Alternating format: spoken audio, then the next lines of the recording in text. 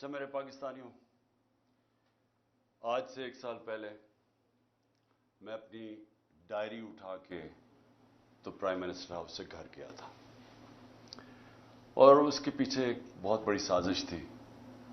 سازش کچھ سال پہلے سے شروع ہوئی۔ میں ایک سربراہ کو مل رہا تھا مڈل ایسٹ سے، تو اس نے مجھے کہا کہ تمہیں پتہ ہے کہ تمہیں ہٹانے کی کوشش کر رہی ہے، اور جو تمہارا آرمی چیف ہے وہ تمہارے سے خوش نہیں ہے۔ تو میں بڑا حیران ہوا، میں تو سمجھا ہم ایک پیج پہ ہیں اور ہمیں تو کوئی سوچ بھی نہیں سکتا تھا۔ تو میں نے اس کو کہا تم کیا باتیں کر رہے ہو؟ مجھے کہ کانفرنس پہ ملا، تو جب ہم نے ریورس انجینئرنگ کی، جب سے ہماری گورنمنٹ گئی، اور میں نے پھر پیچھے سارا جائزہ لیا کہ کیا کیا ایونٹس ہوئے اور کس طرح کی سازش ہوئی اور کون کون اس میں ملوث تھا، لیکن ایک کردار جو سب سے جو اس کا ماسٹر مائنڈ تھا، تو وہ پھر آہستہ آہستہ ساری سمجھ آ گئی۔ کدھر کدھر دھوکے ہوئے ہمارے سے، کدھر کدھر ہمیں لال بتی کے پیچھے لگایا گیا، کدھر کدھر جھوٹ بولے گئے، اور ساری کوشش یہ تھی، پہلے سے پلان بنا ہوا تھا کہ مجھے ریپلیس کرنا تھا شہباز شریف سے۔ شہباز شریف سے انڈرسٹینڈنگ ہو چکی تھی جنرل باجوہ کی، اور ان کے کیسز ختم کروائے، اس کو سزا ملنے والی تھی۔ ایف آئی اے کیس میں 16 ارب کا کیس، اور پھر نیب کا 8 ارب کا وہ جو فیک اکاؤنٹس کا کیس تھا، تو سزا ہونے والی تھی۔ تو کیسے پھر اس کو پورا بچایا بھی گیا اور پھر اس کو لایا بھی گیا۔ اور پھر جو ہم سمجھتے تھے کہ امریکہ سے سازش شروع ہوئی ہے، شروع وہاں سے نہیں ہوئی، شروع ادھر سے ہوئی تھی۔ انہوں نے حسین حقانی کو ہمارے گورنمنٹ نے ہائر کروایا گیا، میرے خلاف پروپیگنڈا کیا گیا، اور اس نے کہا کہ کیسے جنرل باجوہ کتنے اچھے ہیں اور پرو امریکہ ہے، اور عمران خان اینٹی امریکہ ہے، اور پھر ادھر سے وہ سائفر آیا۔ تو یہ خیر ہمیں بعد میں ساری چیزیں سامنے آ گئی۔ اب تو واضح ہے کہ یہ پہلے سے سازش تھی، اور اس کے اندر پھر باقی سارے ملتے گئے، یہ سارے پی ڈی ایم کے لوگ، یہ سب شامل تھے بعد میں۔ آج کا ہمارا ایک ہم نے وائٹ پیپر نکالا ہے، اس کا مقصد صرف یہ ہے بتانے کے لیے کہ 1 سال میں ہوا کیا پاکستان سے، پاکستان 1 سال پہلے کھڑا کدھر تھا اور آج کدھر پہنچ گیا۔ تو میں یہ چاہتا تھا کہ آج اپنی قوم کے سامنے موٹی موٹی چیزیں رکھوں، کہ ایک بند کمرے میں تھوڑے سے لوگوں نے مل کے فیصلہ کر کے آج جدھر پاکستان کو پہنچا دیا ہے، تو قوم کو کم از کم پتہ چلے کہ قوم سے ہوا کیا ہے۔ سب سے پہلے جیسے اور پاکستان کھڑا کدھر، 10 سال پہلے کدھر کھڑا تھا؟ ایک تو اکنامک سروے میں آپ ساری چیزیں دیکھ سکتے ہیں، جو پاکستان کی جو ہر سال معیشت کے اوپر جو ایک سروے چھپتی ہے، اس میں یہ سب چیزیں آ جائیں گی۔ لیکن جو موٹی موٹی چیزیں یہ ہیں کہ ایک اکانومی جو بینکرپٹ تھی 2018 میں، سب سے بڑا بیرونی خسارہ تھا، کرنٹ اکاؤنٹ ڈیفیسٹ تقریباً 20 ارب ڈالر کا۔ یہ پاکستان کی تاریخ کا ہمیں سب سے بڑا خسارہ ملا تھا، اور ریزروز تھے کوئی 8 ارب ڈالر کے رہ گئے، تو روپے پہ پریشر تھا۔ اس مشکل وقت پہ گورنمنٹ ملی، پہلے سال سٹیبلائز کی، دوسرے 2 سال کرونا سے ہمیں ڈیل کرنا پڑا۔ اب کرونا یہ یاد رکھیں کہ دنیا میں جو اس نے تباہی مچائی ہے، دنیا کی اکانومیز میں تباہی مچائی ہے، یہ کبھی سب کے سامنے ہے۔ یہ آپ بڑے آرام سے دیکھ سکتے ہیں کہ منفی میں چلی گئی گروتھ ریٹ، ہندوستان 7% پہ آگے بڑھ رہا تھا، وہ منفی میں چلا گیا۔ تو پاکستان نے جس طرح کرونا کا مقابلہ کیا، دنیا نے اکنالج کیا، دنیا کے world economic forum, economist magazine, ہر فورم کے اندر، ورلڈ ہیلتھ آرگنائزیشن نے اکنالج کیا کہ پاکستان ان چند ملکوں میں تھا، ٹاپ 3 ملکوں میں، جنہوں نے سب سے بہتر طریقے سے اتنا بڑا ایک کرائسس تھا اس کو سنبھالا۔ میں یہ صرف سوچ رہا ہوں کہ جو ان کی 1 سال کی کارکردگی ہے، اگر یہ خدا نہ خواستہ ہوتے تب تو انہوں نے کیا کرنا تھا؟ انہوں نے جو ملک سے ابھی کیا ہے، سوچیں ابھی تو کرائسس تو ان کو کوئی ملا ہی نہیں ہے، کرائسس تو سارے ہمیں ملے تھے، کیونکہ کورونا کا کرائسس ہم نے ڈیل کیا. انہوں نے جو بینکرپٹ کر کے گئے وہ ہم نے اکانومی کھڑی کی. تو اگر یہ وہاں ہوتے تو انہوں نے سب سے پہلے تو لاک ڈاؤن لگا دینا تھا. ان کی سٹیٹمنٹس آ کے بند کر دو پاکستان کو. تو اگر وہ بند کر دیتے، آگے مشکل حالات تھے، تو یہاں تو لوگوں نے بھوکے مر جانا تھا. تو ہم نے جو سمارٹ لاک ڈاؤن ان کی تنقید بھی سنی، تو شکر کریں کہ یہ اللہ نے ان کو تب وہاں نہیں رکھا ہوا تھا. اس کے بعد آخری 2 سال 5.7% پہ ہماری اکانومی اوپر گئی اور 6% پہ اوپر گئی. اور یہ یاد رکھیں کہ 17 سال میں بہترین پاکستان کی اکنامک پرفارمنس تھی. ہمیں پرابلمز آ رہے تھے. پرابلمز کیا تھا کہ دنیا میں کرونا کی سپلائی سائڈ کی رکاوٹ کی وجہ سے جو اوپر گئی، وہ جس کو کہتے ہیں کموڈٹی سپر سائیکل، انرجی کی قیمتیں اوپر چلی گئیں، گیس کی سب سے زیادہ، تیل کی، کوئلے کی، سب اوپر چلی گئی. اور اس کی وجہ سے ساری دنیا کے اندر مہنگائی آئی. تو ہم بھی مہنگائی سے ڈیل کر رہے تھے. ہمیں مسلسل انہوں نے کہا کہ مہنگائی میں ملک تباہ ہو گیا. لیکن یاد رکھیں کہ سب سے بڑا جو چیز مہنگائی کرتی ہے وہ تیل ہے. تو ہمارے زمانے میں آخری سال میں $110 سے $115 پہ تیل چلا گیا تھا. ان کے دور میں ابھی $65 تھا، اور اب کبھی $70 ہوتا ہے، $80 پہ سنا ابھی گیا ہوا ہے. تو فرق دیکھیں کہ تیل کا تب کتنا مہنگا تھا، اب کتنا مہنگا. تو ان کا تو کوئی اتنا بڑا کرائسس نہیں تھا. ہم نے سب سے زیادہ کرائسس ڈیل کیے. اور اس کے باوجود جب ہماری گروتھ ریٹ تھی 5.7 اور 6%، یہ 17 سال میں پاکستان کی بہترین گروتھ ریٹ تھی. اور یاد رکھیں اس سے پہلے جو تھی، امریکن ڈالر آ رہے تھے وار آن ٹیرر میں. اس سے پہلے جنرل ضیاء الحق کے تب پھر ڈالرز آ رہے تھے افغان جہاد میں. اس سے پہلے ایوب خان کی سیٹوں سینٹوں میں پھر امریکن ڈالر آ رہے تھے. یہ امریکن ڈالرز آنے کے بغیر پاکستان کی گروتھ 5.7 اور 6% تھی. جو ہم نے تیل کی قیمتیں، پٹرول اور ڈیزل کی قیمت نیچے رکھی، وہ کیوں رکھی تھی؟ کیونکہ ہم سمجھ رہے تھے کہ ببل ہے، یہ تھوڑی دیر کے نیچے آ جائے گا، لیکن ہماری اکانومی اتنا اونچ نیچ نہیں دے سکتی، اس لیے ہم نے سبسڈائز کی. کیونکہ ہم نے روس سے جب میں وہاں گیا، میں نے صدر پوٹن سے جب ملاقات ہوئی، ہم نے ان کو بتایا کہ ہمارے ملک میں یہ آپ کی ٹینشن کی وجہ سے تبھی تیل کی قیمتیں اوپر چلی گئی تھی. تو انہوں نے پھر اپنا انرجی منسٹر بھیجا، حماد اظہر سے ملاقات ہوئی، اور ہماری انڈرسٹینڈنگ یہ تھی کہ ہم نے جس طرح ہندوستان سستا تیل روس سے لے رہا تھا، پاکستان نے بھی لینا تھا. اور بدقسمتی سے آتے ساتھ ہی آپ کو پتا ہے کہ سازش شروع ہو گئی. واپس آئے تو ووٹ آف نو کانفیڈنس ہو گئی، اور اس کے بعد ہماری گورنمنٹ چند ہفتوں میں چلی گئی. تو وہ بیچ میں چیزیں رہ گئی.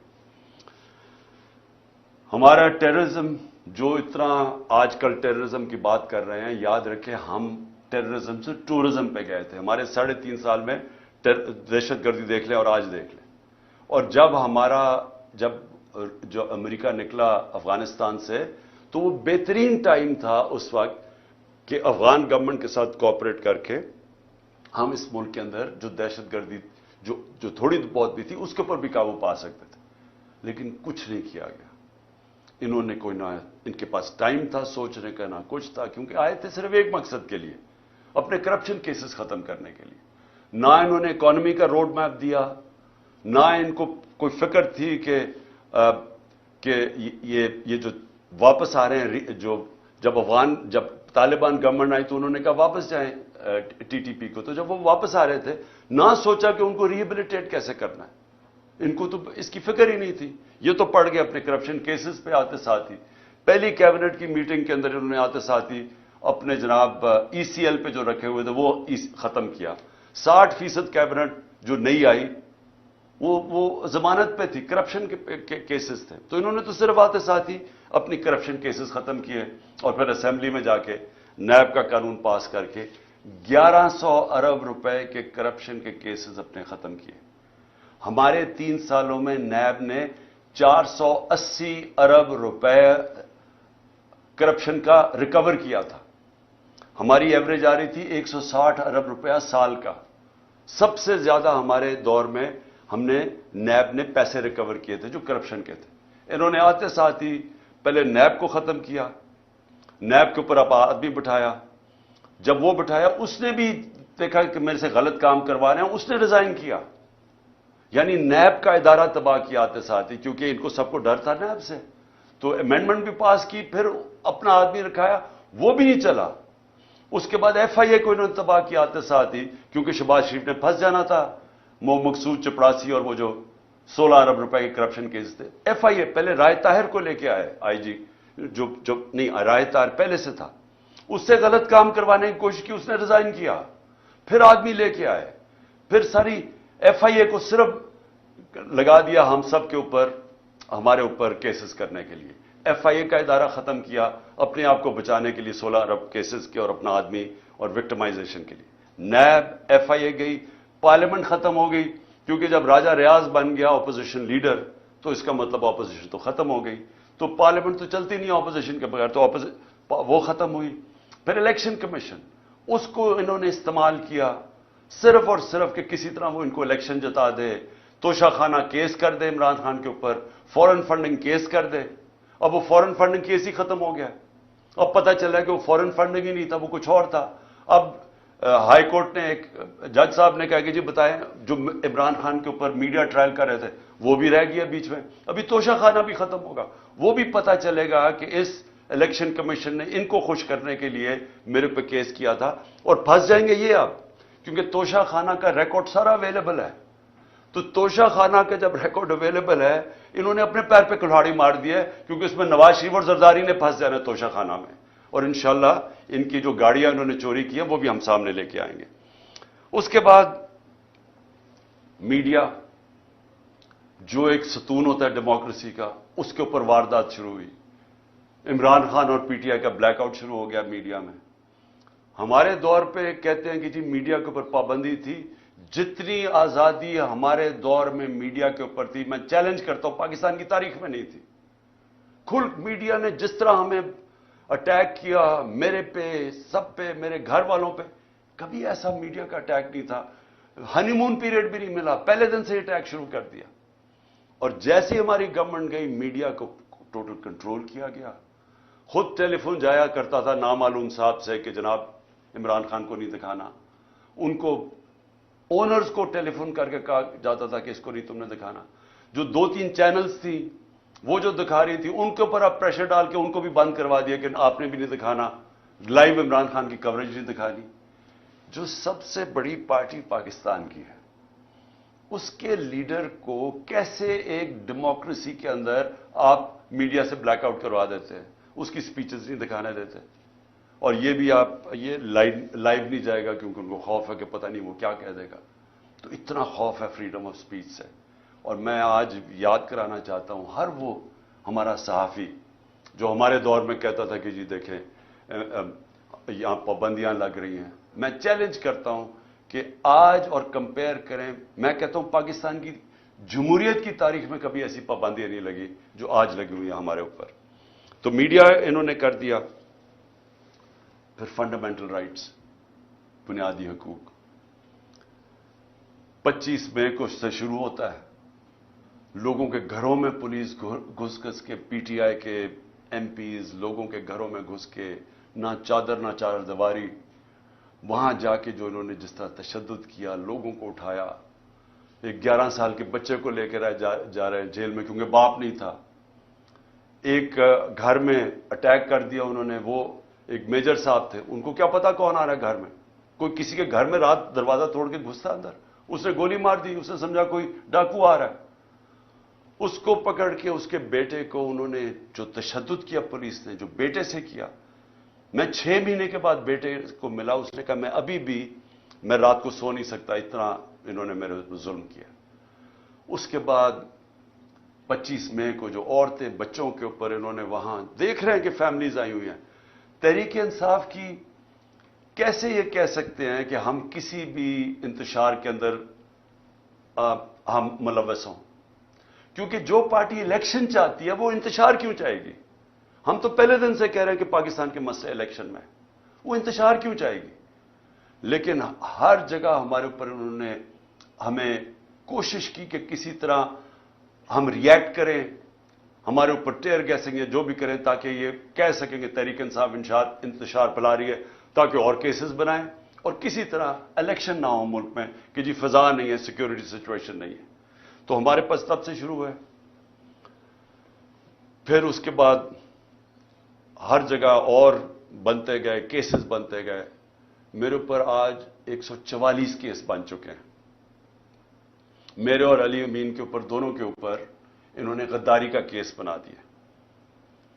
میرے اوپر غداری کا کیس یہ ہے کہ جناب میں نے اپنی کئی تقریر میں، کوئی ایک میجسٹریٹ کہہ رہا ہے کہ میں اتوار کو آفس تھا جب کوئی ہونا نہیں چاہیے تھا. میں نے اور میرے سٹاف نے دیکھا کہ عمران خان نے کوئی ایسی توہین کر دی ہے ادارے کی، کیونکہ میں نے ڈرٹی ہیری کا ہے اور میں نے سائیکوپیتھ کا ہے. اس کے اوپر میرے اوپر غداری کا پرچہ کر دیا. میں آج جو یہ کر رہے ہیں، میں ان سے سوال پوچھتا ہوں کہ آپ کو پتہ ہے کہ آپ پاکستان کو کتنا نقصان پہنچا رہے ہیں ان چیزوں سے؟ ساری دنیا میں یہ جب جاتا ہے کہ آپ نے ڈرٹی ہیری اور سائیکوپیتھ اس نے تقریر میں کہنے کی وجہ سے ایک غداری کا پرچہ کر دیا جائے ایکس پرائم منسٹر پہ. اس کا پتہ ہے پاکستان کو نقصان کتنا ہے؟ کیونکہ دنیا مذاق اڑا رہی ہے پاکستان کا، ہمیں بنانا ریپبلک سمجھ رہی ہے. 144 پرچے، جس میں 40 دہشت گردی کے پرچے میرے اوپر ہیں. یہ ساری دنیا، باہر کی چینلز ساری انٹرسٹ ہے، یہ ساری چیزوں کی رپورٹنگ ہوتی ہے. تو کس کا آج پاکستان کا کیا امیج باہر جا رہا ہے کہ پاکستان کے اندر بنانا ریپبلک ہے؟ یا کوئی قانون ہی نہیں ہے، کوئی بنیادی حقوق کی حفاظت ہی نہیں ہے، جمہوریت ہی نہیں ہے. اور سارے ہمارے ایک وقت پہ 3100 ہمارے کارکنوں کو پکڑ کے جیلوں میں ڈال دیا. ایک طرف الیکشن اناؤنس ہوا ایک طرف ورکرز کو پکڑ کے جیلوں میں ڈال رہے ہیں. اس کے بعد سوشل میڈیا کے لوگوں کو اٹھا رہے ہیں، اغوا کر رہے ہیں، وہ غائب ہو جاتے ہیں. ہمارا اظہر ماشوانی غائب ہو گیا 7-8 دنوں کے لیے، پتہ ہی نہیں کدھر گیا. ساری فیملی، گھر والے میرے سے پوچھ رہے ہیں. پوری طرح اس ملک کو سمجھنا چاہیے کہ جب یہ مسنگ پرسن ہوتا ہے، یہ جو بلوچستان میں روتے ہیں لوگ، یہ جو کراچی میں لوگ کہتے ہیں کہ یہ اٹھا کے لے گا کسی کو، اس گھر کے اوپر کیا گزرتی ہے جب آپ کسی کو اٹھا کے اغوا کر لیتے ہیں. اور پھر اعظم سواتی سے جب اس کو ٹارچر کیا جاتا ہے، اس کو کسٹوڈیل، پہلے تو اس کو بچوں کے سامنے، اس کے پوتے اور پوتیوں کے سامنے مارتے ہیں آ کے 3 بجے گھر میں گھس کے، پھر اس کو اٹھا کے لے جا کے ننگا کر کے ٹارچر کرتے ہیں 75 سال کے آدمی کو. اس کے اندر اتنا غصہ ہے آج، کیونکہ جب آپ کسی سے اس طرح ذلیل کرتے ہیں، آئین کا جو آرٹیکل 14 ہے جو رائٹ ٹو ڈگنیٹی دیتا ہے، ہمیں ہماری عزت نفس کی حفاظت کرتا ہے، جب آپ اس کو ننگا کر کے ایک ٹویٹ کے اوپر کہ اس نے باجوہ کو کہہ دیا کہ NRO 2 آپ نے دیا ہے، اس کے اوپر اس کو ننگا کر کے اس کو تشدد کرو، سوچو کہ اس کا کیا امپیکٹ گیا، ہماری پارٹی پہ کیا امپیکٹ گیا. اور سب کو پتا کون اس کے پیچھے تھا. پولیس نہیں تھی، نامعلوم افراد نے یہ کیا. گل سے یہی کیا. شہباز گل کو بھی اٹھا کے لے کے گئے، 2 دن رکھا، تشدد کیا اس کو. ایک یونیورسٹی کا پروفیسر ہے، اس کو پکڑ کے انہوں نے تشدد کیا. کدھر گئے فنڈامنٹل رائٹس؟ کوئی پوچھنے والا نہیں. خوف ہے ساری جگہ کہ او ہو جی نامعلوم نے اٹھا لیا. خوف ہے ان کا کہ کوئی سب ان کے سامنے ڈرتے ہیں. سوشل میڈیا کے بچوں کو پکڑا، کسی کو کبھی کوئی اٹھا لے، ان کی عجیب عجیب خبریں آئیں، پکڑ کے وہی ننگا کر کے ان کو ذلیل کر کے ان کو پھر گھر واپس دے کہ آپ نے کچھ نہیں کہنا، آپ نے کسی کی تنقید نہیں کرنی. کوئی یہاں ایک ایسے انٹچبلز ہیں، ان کا نام بھی نہیں آپ نے لینا. یعنی یہ کوئی مشرف کے مارشل لا کے اندر ہم نے کبھی اس طرح کی سختی نہیں دیکھی. میں نے کبھی اس طرح، میں اپوزیشن میں تھا، کبھی میں نے اس طرح کا ظلم نہیں دیکھا جو ہمارے اوپر ہوا اور ہوتا جا رہا ہے، رکتا نہیں ہے. ہمارے جو لوگوں کو اٹھاتے ہیں وہ سب بتاتے ہیں، ان کو پکڑ کے لے جاتے ہیں. روزوں میں انہوں کو اٹھایا، نہ ان کو روزہ کھولنے دیا، گندا پانی دیں، پھر کوئی نامعلوم افراد آ جائے، ان سے پکڑ کے لوگوں کو ان کو پھینٹا لگایا ان کو. اور پولیس کا میں یہ کہہ دوں کہ زیادہ تر پولیس ہمارے ساتھ سمپیتھیٹک تھی. لیکن میں اب اپنے گھر کا بتانا چاہتا ہوں کہ میرے گھر کے اوپر جو یہاں اٹیک ہوا. دیکھیں، پہلے آپ سمجھ جائیں کہ وہ ہوا تھا، ایشو تھا کیا، وہ وارنٹ کس چیز کی تھی. وارنٹ یہ تھی کہ ایک میجسٹریٹ کے کورٹ نے کہا کہ عمران خان کو وہاں ایک کیس کے اندر اپنی حاضری دینی ہے بیل کے لیے. میں کیوں نہیں جا سکا؟ پہلے مجھے گولی لگی ہوئی تھی. 3.5 مہینے میں میری ٹانگ ٹھیک نہیں تھی، ٹریول نہیں کر سکا. اس کے بعد میں نے ساری عدالتوں میں، ہائی کورٹ اسلام آباد جانا شروع کیا. اس عدالت میں اس لیے نہیں جا سکا کیونکہ وہ کچہری میں، ایف8 کچہری میں جدھر وہ عدالت ہے ادھر 2 دفعہ دہشت گردی کے حملے ہوئے ہیں. ججز اور وکیل وہاں مر چکے ہیں اس میں. اس لیے ہماری سیکیورٹی، کیونکہ گورنمنٹ کا کام ہے مجھے سیکیورٹی دینا، یہ دے نہیں رہے. انہوں نے جو پرائم منسٹر کی بھی سیکیورٹی تھی، ایکس پرائم منسٹر، وہ بھی ہٹا لی ہے، اور اس جگہ کے اوپر سیکیورٹی تھی نہیں. تو ان سے وکیلوں نے درخواست کیا میجسٹریٹ کو کہ وہ آپ دوسرے عدالت میں چلے جائیں تو ہم آ جائیں گے. اس کے اوپر اس نے میری وارنٹ نکال دی. وارنٹ نکلی تھی بنی گالا کے لیے، لے کے آنا تھی، اور انسپیکٹر نے وارنٹ لے کے آنا تھا. وہ ڈی آئی جی وہ بنی گالا کی وارنٹ لے کے یہاں جاتا ہے، اس کا پروسیجر ہی بالکل غلط ہے. پہلے تو وارنٹ یہ تھی کہ عدالت میں آنا تھا 18 کو، وہ میں ویسے ہی جا رہا تھا عدالت میں. لیکن وہ وارنٹ یہ 3-4 دن پہلے آ گئے یہاں کہ جی آپ کو ہم نے اریسٹ کرنا ہے. بالکل غلط تھا، غیر قانونی تھا. اس کے بعد انہوں نے جب یہاں پولیس فوج جمع کر دی، جس طرح کہ دنیا کا سب سے بڑا دہشت گرد یہاں چھپا ہوا ہے 3 طرف سے پولیس. تو شام کو میں نے وکیل کے ذریعے اشتیاق خان جو پریزیڈنٹ ہے لاہور بار ہائی کورٹ کا، اس نے میں نے ایشورٹی بانڈ دیا کہ میں پہنچ رہا ہوں وہاں 18 کو، اور جب وہ ایشورٹی بانڈ مل جائے قانون کے مطابق اریسٹ نہیں کر سکتے. وہ سی پی او وہ لیتا ہی نہیں ہے بانڈ، کیونکہ نیت کچھ اور تھی. نیت کیا تھی یہ ذرا میں آپ سب کو بتا دوں. نیت ان کی یہ تھی کہ 2 قسم کے ان کے سامنے ماڈل تھے جو میرے اوپر آزمائے. پہلے تھا سلمان تاثیر کا قتل. وہ دینی انتہا پسند ہیں جو وزیر آباد جس کے نام پہ انہوں نے یہ پلان کر کے کیا ہوا تھا. پہلے انہوں نے ایک کیمپین چلائی کہ عمران نے توہین مذہب کر دی ہے. میں نے تب پبلک میں کہا کہ یہ اب سلمان تاثیر ٹائپ قتل کرائیں گے میرا دینی انتہا پسند سے، اور وہی ہوا. وہ اس نے میرے پہ واردات کی وزیر آباد میں. اس کے بعد کور اپ کیا گیا. پہلے تو میری ایف آئی آر نہیں رجسٹر کی. مجھے پتا تھا وہ کون 3 لوگ ہیں جو پیچھے تھے، کیونکہ میں تو پہلے سے کہہ رہا تھا کہ یہ میرے اوپر واردات ہونی ہے. اس کے بعد جب واردات ہوگی انہوں نے سیبوٹاج کیا جے آئی ٹی کی، کیونکہ اگر وہ فائنڈنگ سامنے آ جاتی تو پتا چل گیا تھا 3 شوٹر ہیں، ایک تھا ہی نہیں. تو وہ دینی انتہا پسند کا جو انہوں نے بوگی بنائی تھی وہ تو ختم ہو گئی تھی. تو انہوں نے وہ سیبوٹاج کی. کون تھے پیچھے؟ وہ طاقتور جو سارے پاکستان میں وہ طاقتور جو فیصلہ کرتا وہی ہوتا ہے، وہ پیچھے تھے. اس کے بعد اگلا پلان بنتا ہے یہ جو میرے گھر پہ یہ اٹیک، یہ دوسرا ماڈل تھا مرتضی بھٹو ٹائپ قتل، کہ انہوں نے اٹیک کرنا تھا، یہاں ہو رہا ہے، اور اسی کے اندر جناب عمران خان کو قتل ہو گیا. تو وہ مرتضی بھٹو کا ماڈل تھا. یہاں پہلے کیا، ساری رات اٹیک کرتے رہے، اتنی پولیس رینجرز، جس طرح کا انہوں نے کیا سب غیر قانونی تھا. مقصد کچھ اور تھا. مقصد یا قتل کرنے کا تھا، یا پھر اٹھا کے جیل کے اندر کوئی زہر دے دینی تھی، جو کہ ان کا وہ جس طرح 4 وہ مرے ہیں ہارٹ اٹیک سے شہباز شریف کے گواہی، وہ دوسرا وہ ماڈل تھا. اس کے بعد میں جاتا ہوں اسلام آباد، ادھر دوسرا پلان، پھر مرتضی بھٹو پلان بنا ہوا تھا. اندر پہلے انہوں نے مجھے اکیلا کرنا تھا، اندر جانا تھا، وہاں رینجرز پولیس بھرے ہوئے تھے، نامعلوم افراد. تو وہ تو شکر ہے ہمارے اندر جو وکیل تھے ان کو بھی مارا، شبلی فراز کو مارا وہاں. اور اس نے جلدی سے انہوں نے آ کے بتایا کہ یہاں نہ ہو، یہاں تو ٹریپ ہے، ڈیتھ ٹریپ ہے. وہ اللہ نے وہاں سے بچایا. تو یہ سارا پلان بنا ہوا تھا عمران خان کو راستے سے ہٹانا. وہ کیونکہ 37 میں سے 30 بائی الیکشن ہم جیت چکے تھے. پاکستانی قوم ہمارے ساتھ کھڑی ہو گئی تھی. ڈر ان کو الیکشن سے لگ چکا تھا.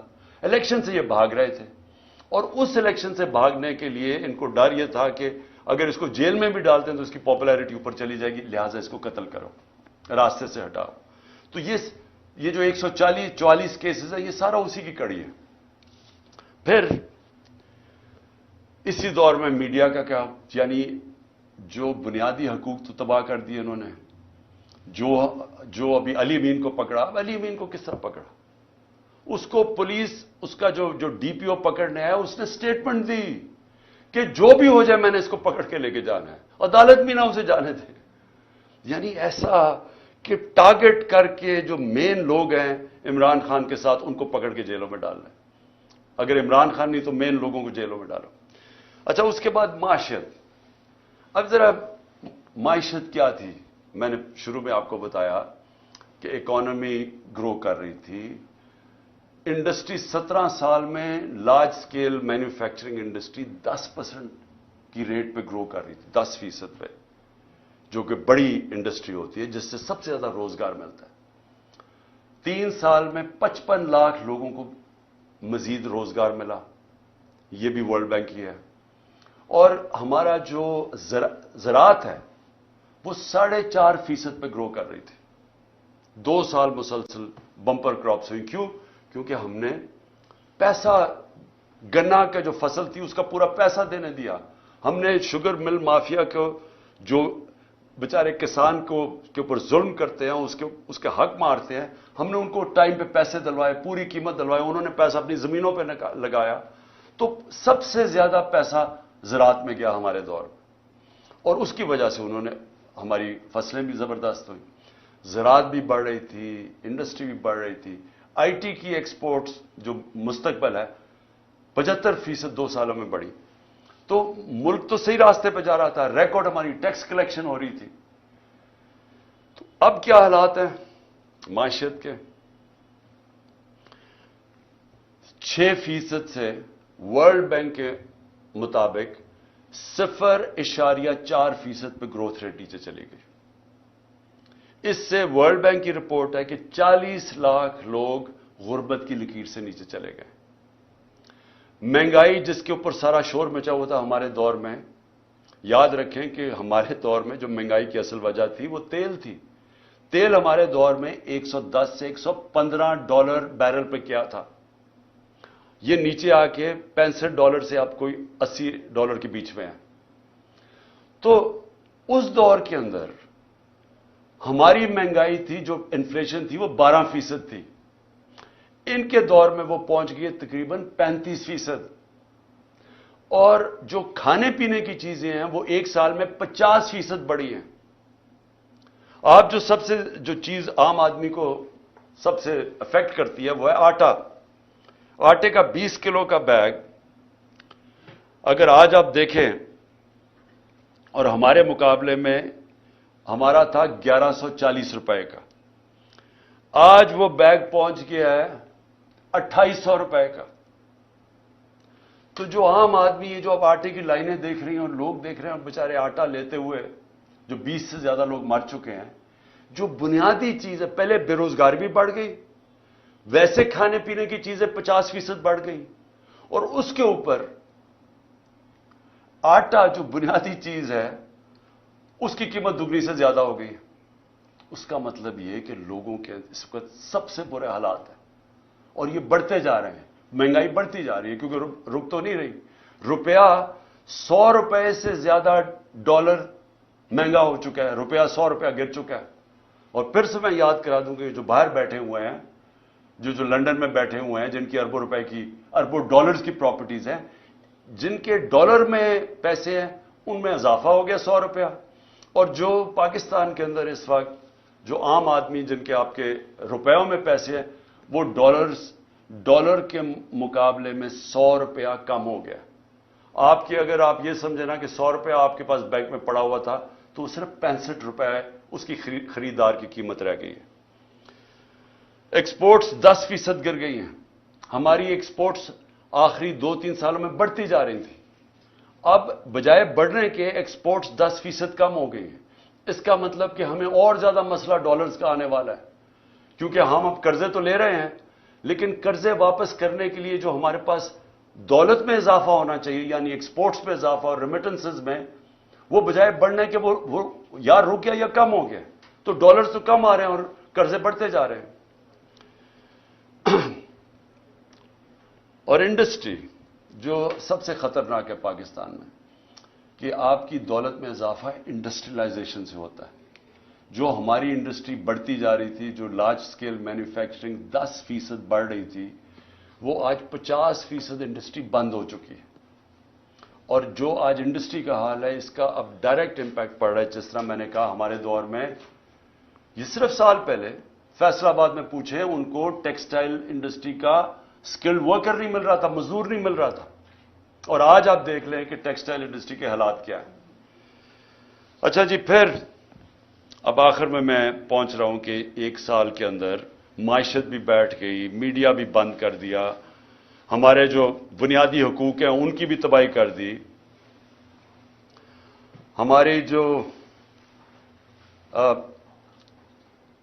ہماری جو ٹیررزم ہے پاکستان میں, جو ٹورزم کی طرف چلے گئے تھے, باہر کی برٹش ایئرویز, باہر کی airline, Virgin Atlantic airlines آنی شروع ہو گئی تھی پاکستان میں, کرکٹ ٹیمز آنی شروع ہو گئی تھی, وہ آج پھر دہشت گردی بڑھتی جا رہی ہے. کیونکہ امن تھا تو یہ سب آ رہے تھے, تو ان کے دور میں دہشت گردی بڑھتی جا رہی ہے.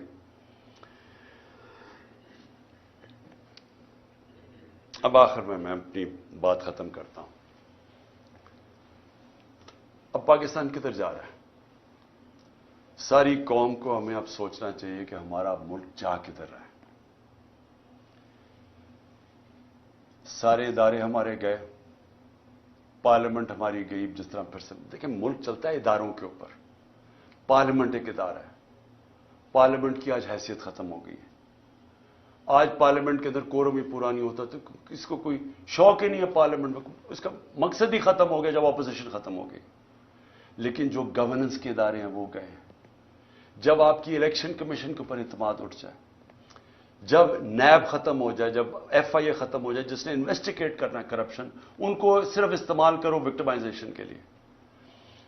کیئر ٹیکر گورنمنٹ, اب کیئر ٹیکر گورنمنٹ بھی ایک ادارہ ہے. وہ کیئر ٹیکر گورنمنٹس بنی اس لیے تھی کہ یہ نیوٹرل ہوں گی, تاکہ نیوٹرل گورنمنٹ نیوٹرل امپائر بنیں گی الیکشنز کروانے کے لیے. یہ اس لیے بنی تھی. یہ جو کیئر ٹیکر گورنمنٹ بنی ہے, کوئی تصور کر سکتا ہے اس طرح کے لوگوں کو کوئی نیوٹرل کہہ سکتا ہے؟ 3100 کارکنوں کو پکڑ کے جیل میں ڈال دیں, میرے گھر پہ حملہ کر دیں. میں جاتا ہوں اسلام آباد, پیچھے میری بیوی اکیلی گھر پہ, وہ پورا دعویٰ بول دیتے ہیں, مارتے ہیں ان کو, نوکروں کو مارتے ہیں, خنسامے کو لے جاتے ہیں. اچھا, خنسامے سے سوال کیا پوچھتے ہیں یہ نامعلوم افراد؟ یہ بھی سن لیں کہ جی عمران خان کے جو گھر پہ جو کمرے میں اس کے شیشے لگے ہوئے ہیں, اس خنسامے سے پوچھ رہے ہیں کیا وہ بم پروف ہیں یا بلٹ پروف ہیں. پھر اس سے پوچھ رہے ہیں کہ جناب کتنا راستہ ہے کچن سے عمران خان کے بیڈ روم کی طرف. یہ خنسامے سے سوالات پوچھ رہے ہیں. وہ اور ہے کہ وہ کھاتا کیا ہے, تاکہ وہ زہر دینے کے لیے پتہ چل جائے کھاتا کیا ہے. یہ ہمارے ملک کے حالات ہیں. وہ بیچارے خنسامے کو مار مار کے وہاں پہلے لے جاتے ہیں, اب یہ سوال پوچھ رہے ہیں اس سے, اور اس بیچارے غریب آدمی کو پھر اپنا ایسٹ بنانے کی کوشش کر رہے ہیں کہ تاکہ آگے سے جاسوسی کریں ان کی. پہلے بھی میرے جو اسلام آباد کے جب میں پرائم منسٹر تھا, وہ دونوں میرے جو نوکر تھے, میرے جو گھر میں کام کرتے تھے, ان دونوں کو پے رولز پہ رکھ لیا نامعلوم افراد نے. ان سے بھی یہ پوچھتا ہے کھانا کیا کھاتا ہے. یہ سوچیں, یہ ملک کے حالات ہیں کہ کیا اگر مارنے کی آپ نے کوشش کر رہی ہے تو کوئی عقل سے ہی کر لیں, کسی تھوڑی سی عقل ہی استعمال کر لیں. اس طرح بھونڈے طریقے سے کھلے عام کبھی وہ پورا گھر پہ دعویٰ بول دیتے ہیں, وہاں ادھر کر دیتے ہیں, یا پھر زہر کی, اچھا جی کھانا کیا کھا رہا ہے, اور پھر گھر کا جی بلٹ پروف ہے یا بم پروف ہے اس کا کمرہ. تو میں آج آخر میں یہ پوچھنا چاہتا ہوں کہ ہم جا کدھر رہے ہیں. ادارے جب ایک ملک کے ختم ہو جاتے ہیں, ملک ختم ہو جاتا ہے. ملک چلتا ہے اداروں کے اوپر, آپ کی بیوروکریسی کے اوپر, آپ کا جوڈیشل سسٹم کے اوپر. وہ ادارے جو گورننس کے ادارے ہیں, پولیس کا ادارہ ہے, پولیس سے یہ کام کروانے جا رہے ہیں. اچھا, پولیس ہمیں خود آپ آ کے کہتی ہے جی یہ بڑا غلط کر رہے ہیں, ہم نہیں کر رہے, ہمیں پیچھے سے حکم ہے. اب یہ پیچھے سے نامعلوم افراد بیٹھے ہوئے ہیں, وہ پیچھے سے ان سے کام کروا رہے ہیں. پولیس والے اب کہتے ہیں. وہ جب ہمارے لوگ جیل میں گئے, انہوں نے کہا جی پولیس نہیں کرتی تھی, وہ بعد میں نامعلوم افراد آتے تھے شلوار قمیض میں, وہ آ کے ان کے اوپر تشدد کرتے تھے. یہ ہے آج پاکستان کا حال. اور کس کو یہ اوپر رکھ رہے ہیں؟ اس ملک کے نامور ڈاکوؤں کو,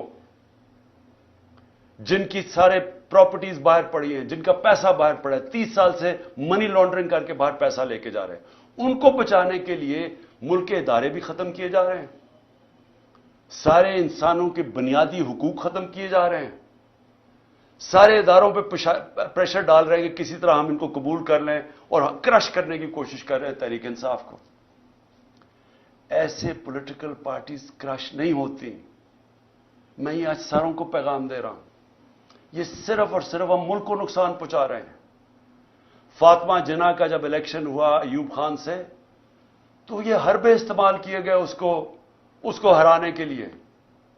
اس کا کیا ہوا نقصان؟ ادھر سے شروع ہوا ایسٹ پاکستان کی علیحدگی. مجیب الرحمان ان کے ساتھ تھے, فاطمہ جناح کے ساتھ. ایسٹ پاکستان نے فاطمہ جناح کو ووٹ دیا تھا. یہاں حربے استعمال کر کے اس کو ہرایا گیا. کیا نتیجہ ہوا اس کا؟ ملک ٹوٹ گیا, کیونکہ وہی مجیب الرحمان آخر میں الیکشن سویپ کر گیا, کیونکہ انہوں نے کہا یہاں تو جمہوریت ہی نہیں ہے, یہاں تو ہماری آواز ہی نہیں ہے. اور جب وہ الیکشن جیت گیا, election free and fair election وہ جیت گیا, 1970 کا الیکشن سب سمجھتے ہیں فری اینڈ فیئر. وہ جب جیت گیا اس کی مینڈیٹ ہی مانگنا, ملک ٹوٹ گیا. اب وہی حربے پھر استعمال کیے جا رہے ہیں کہ جو سب سے بڑی جماعت ہے اس کے ڈر سے کہ وہ الیکشن نہ جیت جائے, سارے پاکستان کا نظام کا بیڑا غرق کر رہے ہیں. ہر وہ ادارہ ختم کر رہے ہیں کہ کسی طرح ان کو جتا دے, چوروں کو, ان کو کسی طرح یا الیکشن ہونا یا یہ جیتے نا. یہ جو اب سپریم کورٹ سے ہو رہا ہے, میں سوال یہ پوچھتا ہوں کہ میں نے آئین دیکھ کے, وکیلوں کو کنسلٹ کر کے, آئین کے مطابق میں نے اپنی گورنمنٹ جب ڈیزالو کی, اور اس لیے کہ ہم کام نہیں کر سکتے تھے اور ہم یہ سمجھتے تھے کہ الیکشن ایک ہی راستہ ہے, اور ابھی میں سمجھتا ہوں کہ الیکشن کے بغیر کوئی دوسرا راستہ نہیں ہے. ہم اپنی گورنمنٹ ڈیزالو کرتے ہیں, ادھر سے پتہ چلتا ہے جی وہ اور ایشو اٹھ جاتا ہے کہ جی وہ 100 موٹو یا نہیں 100 موٹو. بھی 100 موٹو میں تو ہماری گورنمنٹ گئی تھی 1 سال پہلے, 100 موٹو میں تو گئی تھی, یہی ججز تھے, تب وہ ٹھیک تھا. اب وہ 100 موٹو لیتے تو اب کہتے جی وہ بجائے یہ فیصلہ کریں جی 90 دن کے اندر الیکشن ہونے چاہیے یا نہیں, کیا آئین کیا کہتا ہے؟ تو آئین تو واضح ہے. بجائے اس کے اوپر بات کرنے کہ کبھی کوئی جی آپس میں ججز کو تقسیم کروا دو, ان کی آپس میں انتشار کروا دو, ملک کا بیڑا غرق کروا دو, کسی طرح الیکشن نہ ہو.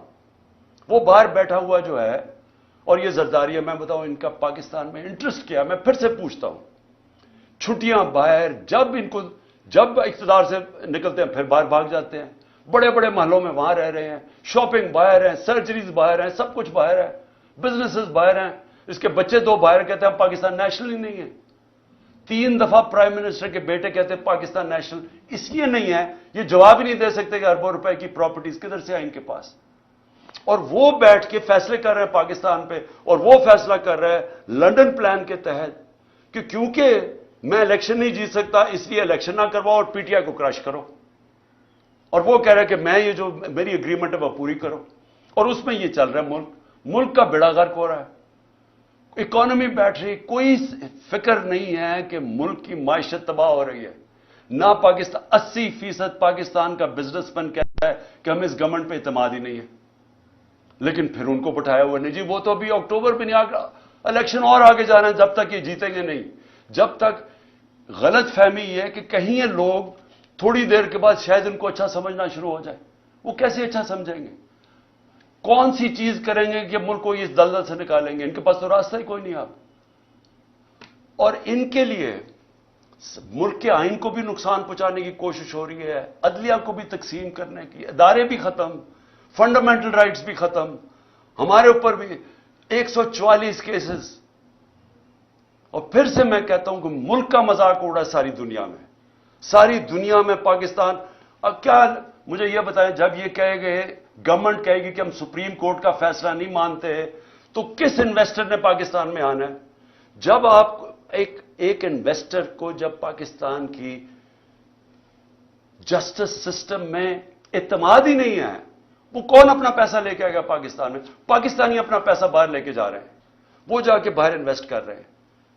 اور پھر جس ملک کے اندر اگر یہ چیزیں وہ سنیں کہ ایک ایکس پرائم منسٹر کو غداری میں اس لیے اس کے اوپر کیس کر دیا کیونکہ اس نے ڈرٹی ہیری اور وہ سائیکوپیتھ لکھ دیا ہے. دنیا مذاق اڑائے گی. اس کو بنانا ریپبلک کہتے ہیں. بنانا ریپبلکس میں انویسٹمنٹ نہیں آتی. بنانا ریپبلکس میں سے سارے ان کے لوگ پیسے چوری کر کے باہر بھیج دیتے ہیں, منی لانڈرنگ کرتے ہیں. وہاں ساری جگہ شریف اور زرداری بیٹھے ہوئے ہیں.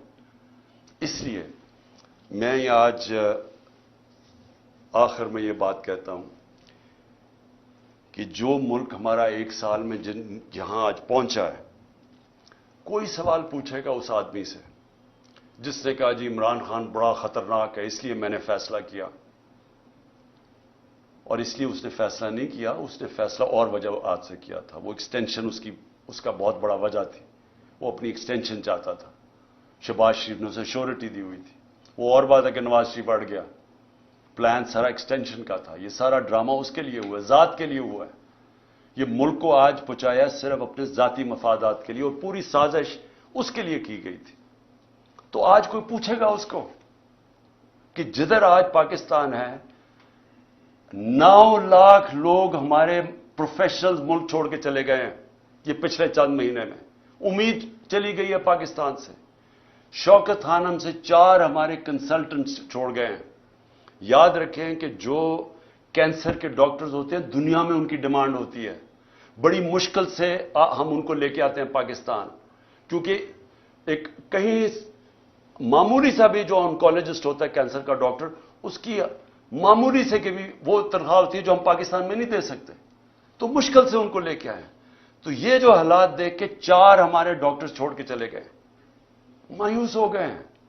تو کیا کوئی اس کو ذمہ دار ٹھہرائے گا کہ تکبر کے اندر فرعون بنا ہوا کہ میں نے فیصلہ کیا جی ملک کی بہتری کیا ہے, اور اس کے لیے آج جو ہمارے حالات ہیں کوئی اس کو کوئی ادارہ ذمہ دار ٹھہرائے گا؟ کیا یہ قانون سے اوپر ہے؟ ان کو کوئی پوچھ نہیں سکتا. حمود الرحمان رپورٹ 25 سال کے بعد جو ملک ٹوٹ گیا تھا ہندوستان میں چھپی تھی, پاکستان نہیں آئی تھی, کیونکہ وہ یہ سمجھتے ہی نہیں ہیں کہ جب تک ایک معاشرے میں تنقید نہیں ہوتی معاشرہ آگے نہیں بڑھ سکتا.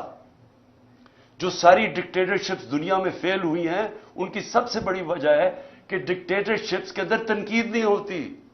جب تنقید نہیں ہوتی معاشرہ سکڑ جاتا ہے. یہ جو جمہوریت کی خوبی ہے یہ کہ وہ تنقید ہوتی ہے اور تنقید سے اپنی صلاحیت کرتا ہے معاشرہ.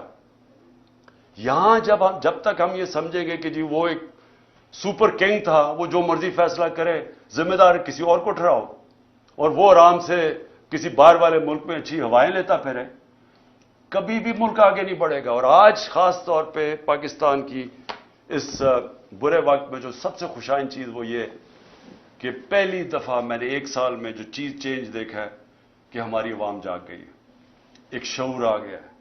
ہمارا نوجوان سوشل میڈیا کی وجہ سے اور یہ 1 سال کی کیمپین میں وہ نوجوان ایک ایشو سمجھ گیا, بچے سمجھ گئے ایشوز, اسکول کے بچے, وہ شعور ہے جو کبھی پہلے بڑوں میں نہیں تھا. اور اس سے بھی بڑی چیز کہ ہماری خواتین گھروں کے اندر انقلاب آ گیا.